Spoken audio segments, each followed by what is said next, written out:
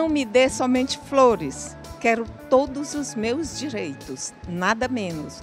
O Sob Outro Olhar está aqui na Câmara Municipal de Teresina, fazendo a cobertura da oficina Senado Mulheres. No Olho, eu estou aqui com a senadora Regina Souza e a gente vai falar sobre a oficina Senado Mulheres. Haverá também uma conversa com Antônio Carlos Buriti, representante do Interleges. Estou com Ramila Moura, que é jornalista da Procuradoria Especial da Mulher do Senado, Dalva Dutra, coordenadora de eventos do Interleges, Rita Poli, coordenadora da Procuradoria Especial da Mulher do Senado, e a gente vai falar sobre lideranças e oportunidades. No Teatro Invisível, veja o trailer do filme. I need math that doesn't yet exist. Find a mathematician before the Russians plant a flag on the damn moon. You have identification on me? NASA, son. Eu estou aqui com a senadora Regina Souza e a gente vai falar sobre a oficina Senado Mulheres. Senadora, me diga a importância para as mulheres dessa oficina aqui em Teresina. Olha, as mulheres é uma luta histórica e a gente tem grandes desafios, entre eles a questão do empoderamento, da ocupação dos espaços institucionais e a questão da superação da violência, né? A violência contra a mulher está muito grande. Então, essas oficinas dirigidas, e o Senado tem isso, não é uma coisa do meu gabinete, eu sou parceira, mas o Senado que está realizando, que é o Interlege, o Instituto Legislativo Brasileiro, que tem oficina de todos os assuntos e gente muito competente, e eles vêm assim com muita disposição, com muita gratuitamente fazer essas oficinas, ajudando as mulheres na sua luta, as parlamentares lá do Senado a fazer a sua luta no Estado. E aborda vários temas, várias oficinas para empoderar melhor a mulher. A informação é o primeiro empoderamento que a gente tem. Empoderar, quando a gente fala empoderar, não é só ocupar a ocupação do espaço, ser vereadora, parlamentar, deputada, senadora. Conhecimento é o primeiro passo do empoderamento. Quando você conhece, você passa a enfrentar os desafios melhor. Então, a intenção é essa, que as mulheres comecem a enfrentar o desafio do empoderamento e do combate à violência no seu cotidiano, no dia a dia. E aí, sim, ela vai galgar espaço, ela vai crescer e ela vai chegar aonde ela desejar chegar. Ocupar os espaços, né? A mulher tem que entender que ela pode, que ela tem competência igual ao homem. O problema é que a nossa educação foi patriarcal, o homem no poder, os espaços de poder para os homens, a mulher em casa. E a gente tem que reverter isso. Começamos a reverter, mas ainda está muito tímido. Então precisa que mais mulheres se conscientizem disso. Senadora, tem uma pesquisa Data Senado que foi feita no ano passado e que diz que grande parte das mulheres já conhece, acredita na Lei Maria da Penha, mas reconhece que falta uma eficácia maior. O que você diz sobre isso? Olha, a Lei Maria da Penha é um instrumento, a lei sempre é um instrumento, a gente é quem tem que fazer valer a lei, né? Não adianta se você tem uma lei, mas você não busca seus direitos através dessa lei, ela fica inócua. Então a Lei Maria da Penha ela deu uma despertada, né, porque a mulher se sentiu mais amparada, né? Ela viu o resultado. Agora, ela vai ter mais resultado quanto mais as mulheres perderem o medo, porque o medo ainda é o grande problema das mulheres, o medo de denunciar, o medo de dizer que o marido lhe bateu, que o irmão, que o pai. As mulheres ainda têm muito medo de se expor. E aí não pode mais acontecer, né? Tem que perder o medo e usar da lei para poder essa mesma pessoa que ele agrediu, agredir outras pessoas. Então, o problema é esse, é para educar as pessoas, a Lei Maria da Penha é para isso, para que elas não sintam vontade de agredir e se sentirem, saber que vão ser punidos. Aqui a casa, em relação à prevenção, a casa aprovou a exclusão do tema gênero nas escolas. Como é que você avalia isso e trazer a oficina para cá já é um avanço em relação a essa aprovação? O Senado exigiu que fosse numa casa legislativa, exatamente para a gente poder, porque essas casas legislativas é quem tem que começar a luta. Aí, de repente, aprova uma coisa dessas, é um absurdo grande aprovar a palavra. Tem uma paranoia contra a palavra gênero, igualzinho tinha em 64 contra a palavra comunista. Então, uma paranoia, assim, que gênero está educando as crianças ou as pessoas para o sexo. Fazem confusão, e não é nada disso.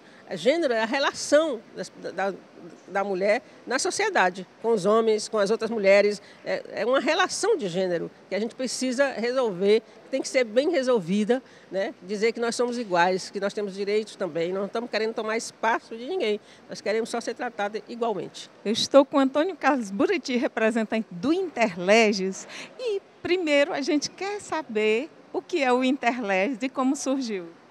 Então, o Interleges é um órgão supervisionado do Senado Federal. Ele foi criado em 1993, com um objetivo específico, que era implantar o programa de modernização do Legislativo. Por que esse programa existe? Por que o Interleges existe? A partir da Constituição de 1988, os municípios tiveram um avanço muito grande quando foi descentralizado as políticas de educação, as políticas de saúde. Eles passaram a ter mais autonomia nessas áreas. Só que a autonomia também vem seguida de responsabilização, né? Deixa eu te perguntar mais diretamente assim. Oficina Senado Mulheres, o Interleges está organizando, está trazendo, é a primeira desse ano e a segunda sobre a mulher. Como foi essa iniciativa? Pois essa é que é a parte muito interessante, porque a gente saiu de um espaço, digamos assim, mais técnico-científico, né? E aí o Observatório da Mulher nos demandou uma presença nos nossos encontros regionais, nas nossas oficinas, para que eles pudessem discutir a estruturação de indicadores sociais que demonstrassem os números relacionados principalmente à violência da mulher. Depois ampliamos essa discussão para a Procuradoria da Mulher, né? E demos esse formato a essa oficina. É uma oficina que eu diria que é cidadã, né? Já houve em Manaus, essa é a primeira este ano e a segunda no Brasil inteiro, em que o Senado dá essa contribuição a uma questão muito importante. A questão de gênero, hoje, todos nós sabemos, do seu programa que imagino que isso é muito discutido, é uma questão muito importante, é uma conquista de espaço, né? É uma conquista de um lugar de fala, né? Estou com Ramila Moura, que é jornalista da Procuradoria Especial da Mulher do Senado. E Ramila, a gente quer saber, primeiro, o que faz, como trabalha a questão da mulher lá na Procuradoria? Então, como você disse, eu sou jornalista, né, na Procuradoria da Mulher do Senado. A minha coordenadora é a Rita Poli e a nossa senadora Vanessa Graziotin é a atual procuradora. Lá a gente procura apoiar a bancada feminina e sugerir propostas legislativas em prol da luta pelos direitos das mulheres. Então a gente pauta projetos sobre violência, sobre saúde, sobre trabalho, educação. E um dos temas que a gente trabalha, a gente trouxe para essa oficina Senado Mulheres nas Casas Legislativas, que nasceu dentro de uma conversa no Comitê pela Promoção da Igualdade de Gênero e Raça, que também une todos os órgãos do Senado que lutam pela equidade de gênero, pela equidade racial, lá no âmbito do Legislativo. Então, o Comitê de Gênero e Raça é formado pela Procuradoria Especial da Mulher, pelo programa Proequidade de Gênero, que é um programa do governo federal, e também pelo Observatório da Mulher contra a Violência, que foi lançado há 2 anos. Nesse comitê, a gente discute algumas propostas que podem influenciar para que o Senado tenha uma postura modelo de igualdade de gênero. A gente sabe que, infelizmente, as mulheres ainda são minoria, não só no âmbito legislativo, mas também nos cargos de liderança, né? Elas são maioria nos cargos de base, mas ainda são minoria nos cargos de poder, né? No topo. E aí, a gente conversando sobre isso no Março Mulheres do ano passado, a gente entendeu que a gente precisava chamar as servidoras do Senado para saber quais são as formas de ascender profissionalmente e quais são os entraves que elas encontram no caminho. E é isso que a gente vai trazer um pouquinho hoje na oficina que eu vou palestrar juntamente com a especialista Roberta Gregoli, que é uma doutoranda em gênero. Bom, a gente vai ver, por exemplo, que as mulheres negras estão abaixo, né? Elas não conseguem chegar à liderança. E um dos entraves que as mulheres negras enfrentam É o racismo, que infelizmente é uma problemática que a gente tem trabalhado também lá no Senado, também com a bancada feminina, para lutar contra, né, para mostrar que o Brasil é um país diverso, que merece ter igualdade de gênero, de raça, para todos e todas. O assédio moral e sexual, ele acontece em todos os âmbitos do trabalho e ele é o principal o principal empecilho para a mulher crescer profissionalmente. Como é que vocês têm tratado isso nesse âmbito da Procuradoria? Então, a gente vai lançar esse ano ainda um protocolo contra o assédio sexual e moral no ambiente de trabalho lá no Senado Federal. Quem tem encampado essa iniciativa é a nossa diretora-geral do Senado, a diretora Ilana Trombica, e ela tem nos apoiado e levado esse modelo para outras entidades públicas, porque a gente acredita que o assédio é um grande entrave para que as mulheres não consigam ascender.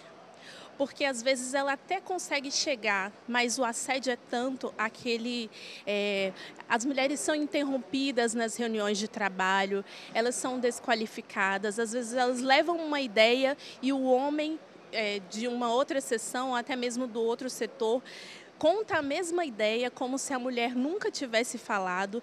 Então, as ideias são apropriadas. Então, a gente acredita que ter um protocolo que possam ser documentadas essas atividades que assediam as mulheres, a gente vai conseguir ter um controle maior e, com campanhas de conscientização, evitar que isso continue acontecendo.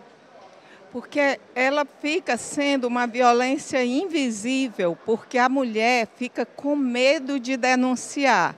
E que trabalho poderia ser feito no sentido de, dentro das próprias empresas e das instituições, para que as mulheres elas assumam essa coragem, como as atrizes, as grandes atrizes, estão fazendo essa campanha. Quero também que você fale sobre isso.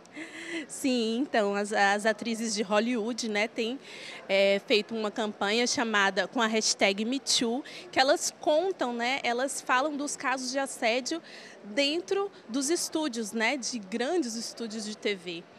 E isso é uma problemática que atinge todos os países, não só no Brasil. Como você disse, é um tipo de violência que é velada, é uma violência que às vezes começa ali no psicológico, mas pode chegar até um assédio sexual, né? Então, as mulheres às vezes são assediadas por chefes, por companheiros de trabalho.